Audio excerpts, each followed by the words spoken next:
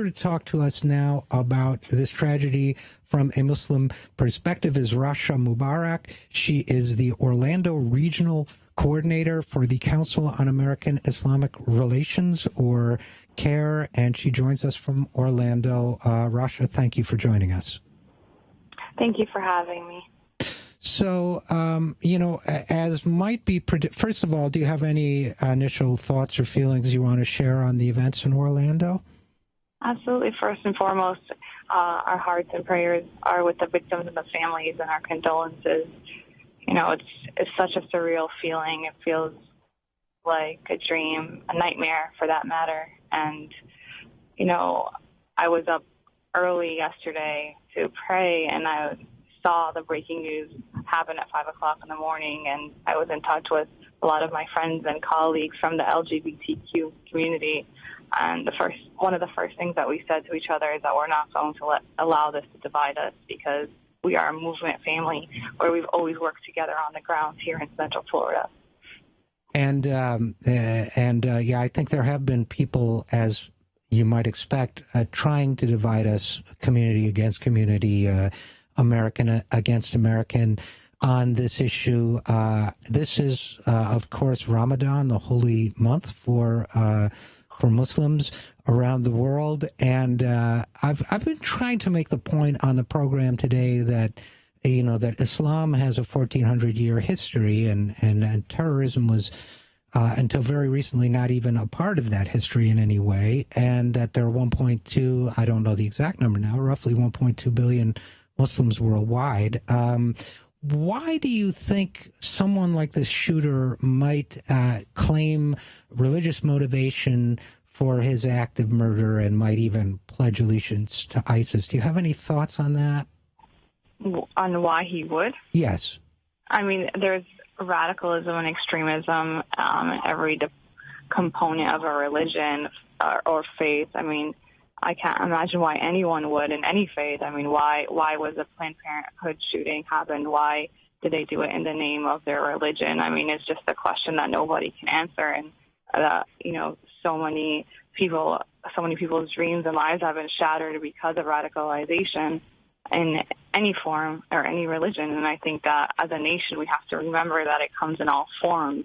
And it's not just on the Muslim community to do the legwork. We have to work as a country that includes Muslims and non-Muslims, that includes our elected officials, our candidates, the media, and our community to really work at this together, because that kind of rhetoric, that negative rhetoric, that language, that narrative can only be detrimental not to just Muslim community, but our national security. And that's right. Putting us as a country at risk.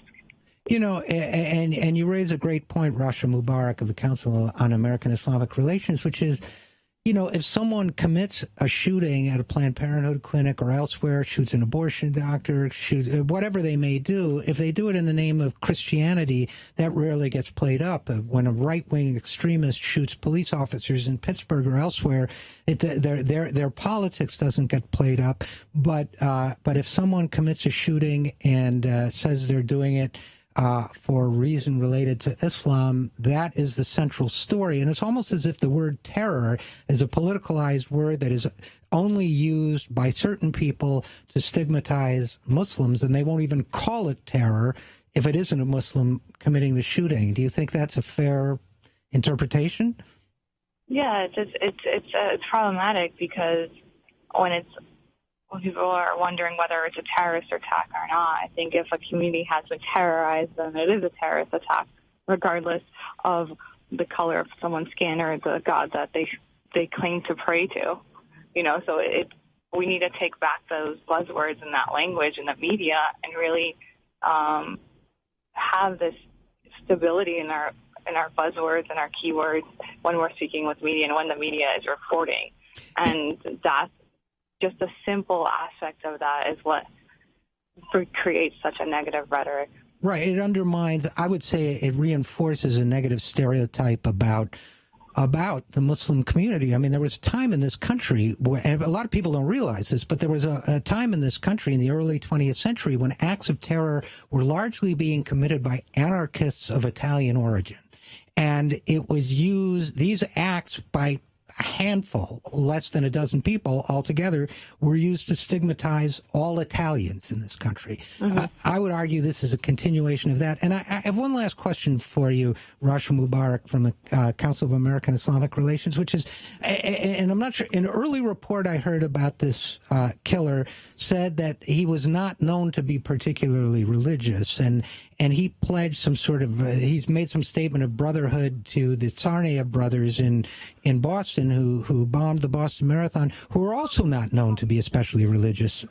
Isn't this, in fact, incompatible with the teachings of Islam to do this sort of thing? It absolutely is. I mean, there's no violence in Islam that is ever acceptable or tolerated. So if you ever achieve true spirituality or religiousness in any religion like Islam, then you would be a pious person that wishes no harm against anyone. Well, and that's, I think, important for everyone to remember, particularly because I'm afraid we're in for another few days of stereotyping and negativity, and we will do all we can to counteract that. I know you will too. And Rasha Mubarak of the Council on American Islamic Relations, thanks so much for coming on the program. Thank you so much for having me. To watch more clips from our programs, hit the Watch More Videos button over here. And please be sure to hit the handy-dandy subscribe button so you'll always be up to date. Tag, you're it.